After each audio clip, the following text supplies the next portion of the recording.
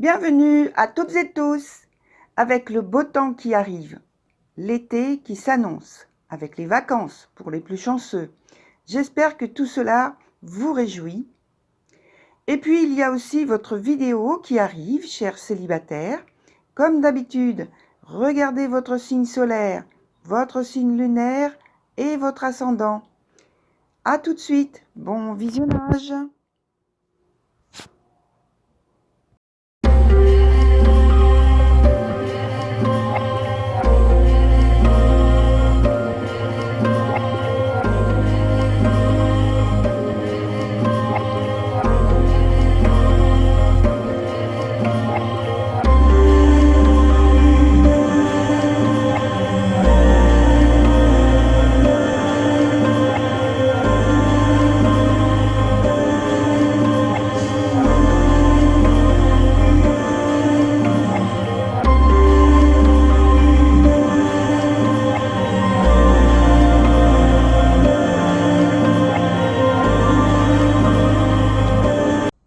Et voilà, chers Sagittaires, me revoici donc pour votre vidéo du mensuel.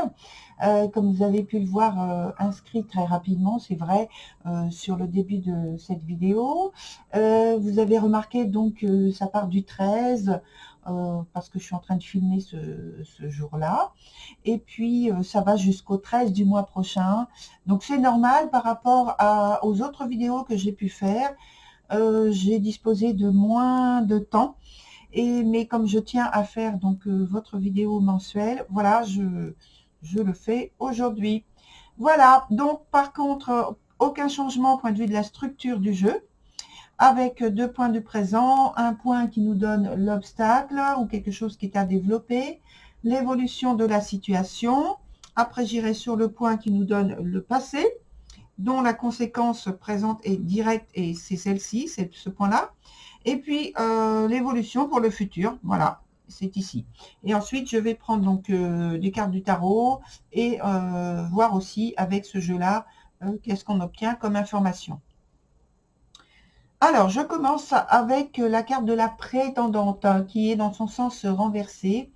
Alors, je pense qu'il y a pour vous un besoin ou une nécessité de retrouver une aura symboliquement ou réellement associée à des valeurs positives de richesse, d'ouverture, d'abondance, en tout cas de succès, avec un certain pouvoir réel ou symbolique, pareil, et dans votre vie, hein, dans votre vie personnelle, vraiment intime et personnelle, hein. Sur le point d'après, donc on a l'obstacle, donc la carte qui s'appelle l'errant. La carte est renversée, ce qui accentue son côté influençable sur la proximité des autres éléments. Et là, qui dit que c'est difficile pour vous, durant ce mois, d'agir tel que vous voudriez. Cependant, vivre comme vous l'entendez, suppose des efforts, du courage, et de votre part, hein. Il y a donc une part d'insécurité qui émane de cette carte-ci, qui au départ, dans son sens à l'endroit, parle d'assurance, de liberté, d'indépendance, etc.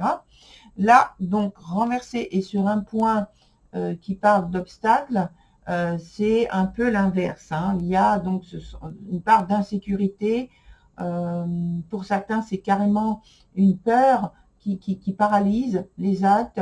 Et puis, la chance se fait moins évidente, en fait, hein, dans la réalisation de ce que vous voulez et de ce que vous êtes en train de faire.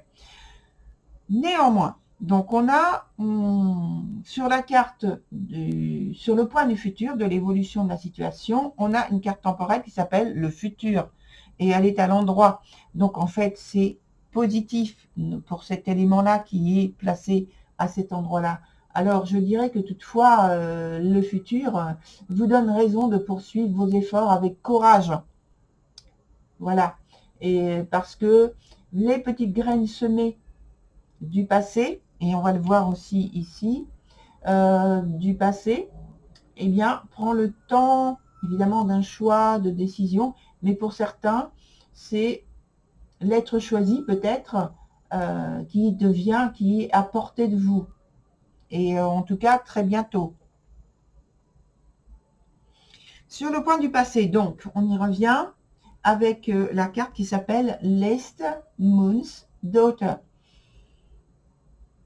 Et pour moi, c'est à un niveau profond en fait, de l'inconscient, s'opère un grand changement, s'opérait, pardon, un grand changement. Il y avait le départ d'un grand changement qui pouvait s'avérer destructeur. Parce qu'en général, avec cette énergie-là, et sous cette forme-là, dans ce sens-là, c'est difficile à gérer. On n'est pas forcément conscient de ce qui se passe.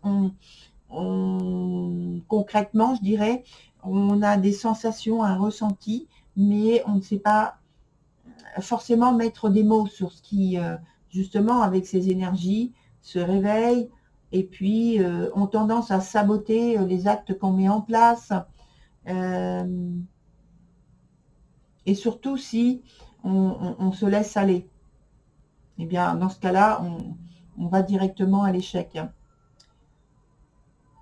C'est aussi le réveil, notamment d'anciennes circonstances, situations néfastes, et sous une forme subtilement, comme on l'a vu, hein, subtilement semblable, ça prend place dans notre vie, ça reprend place dans notre vie.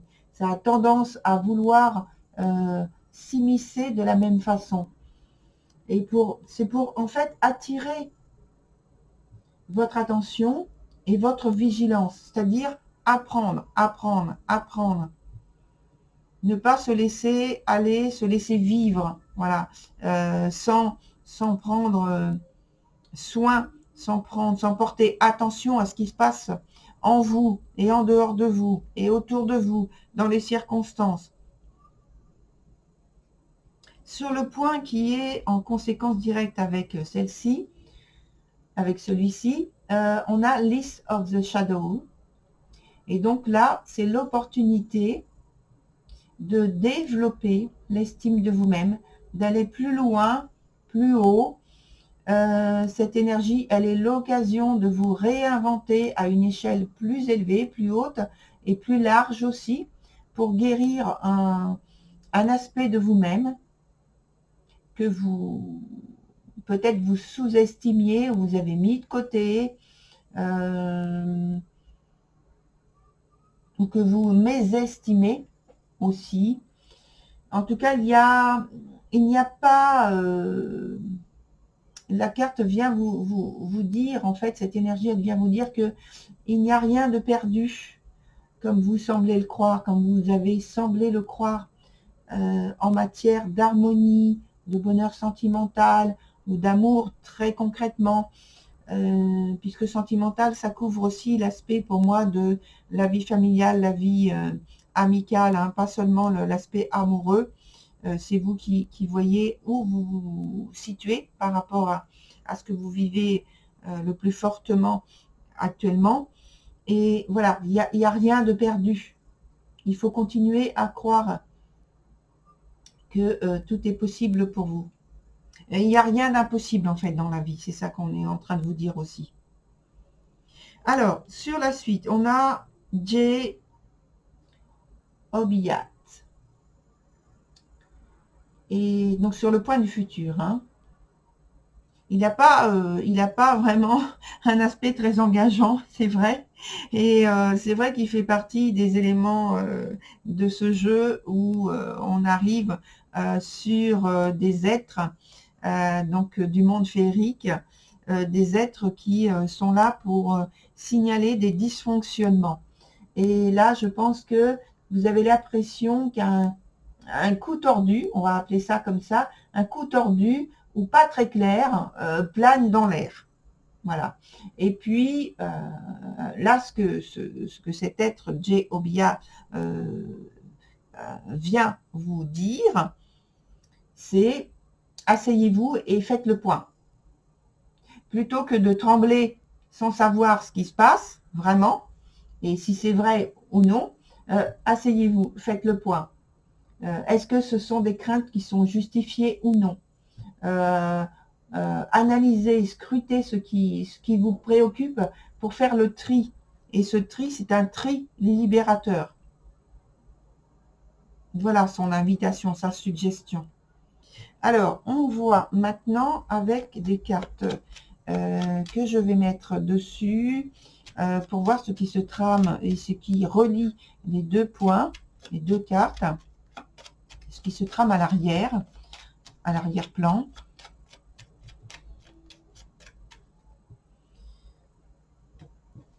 Donc, deux points, le point qui concerne le futur, l'évolution et le présent.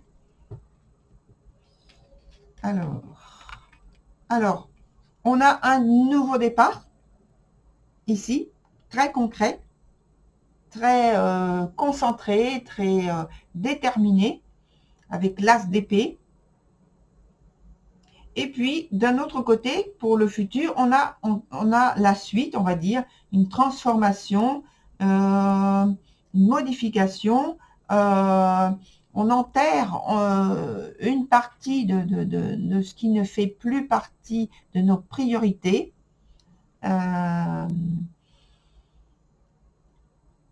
Pour laisser place nette, en fait, à un nouveau départ. Un nouveau départ qui apparemment s'augure tout à fait positif.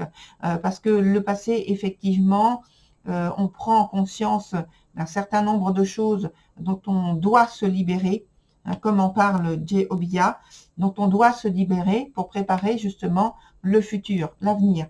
Des circonstances beaucoup plus favorables.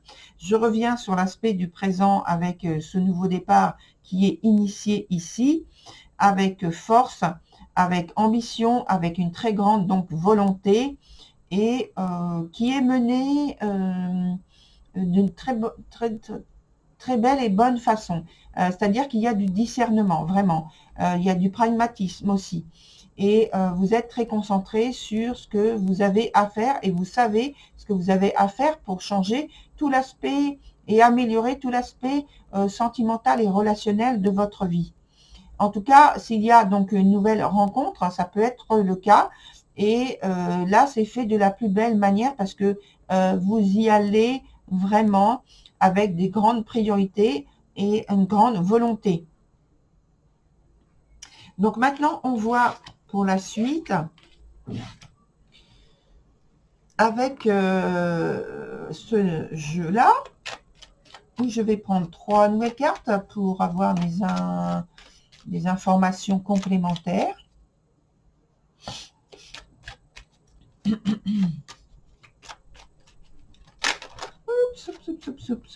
Alors, qu'est-ce qu'il y a comme nouvelle qu'il ne faut absolument pas rater? Qu'on nous donne donc des opportunités ou une opportunité qui se présente alors qu'il y avait, je pense, un peu de retard par rapport à une rencontre, par rapport à une rencontre qui peut-être qui devait avoir lieu un peu avant, et en tout cas sur laquelle il y a eu une certaine opposition, contrainte. Maintenant, il y a là, on est pareil dans la fin d'un cycle, et donc ça laisse place à de nouvelles choses pour vous qui rentrent dans votre vie. C'est très positif, hein. C'est très concret même. Alors, on ne va pas prolonger le suspense plus longtemps. On va prendre 3 nouvelles cartes qui, je pense, vont être positives, hein.